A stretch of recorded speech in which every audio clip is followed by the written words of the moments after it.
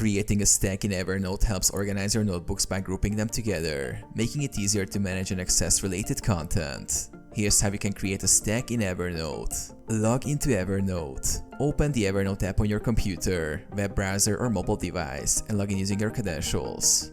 Navigate to Notebooks. On the left-hand side of the screen, click on Notebooks to view all your existing notebooks. Create a new stack. In the Notebook section, you will see an option to create a new stack. Click this option to start creating a new stack. Name the stack. A dialog box will appear asking for a name for your stack. Enter a relevant name and click Create. Add notebooks to the stack. After creating the stack, it will be listed on the left side under the Notebook section. To add notebooks to the stack, simply drag and drop them into the stack. You can also add existing notebooks by selecting them and using the Add to Stack option from the menu. Managing a stack.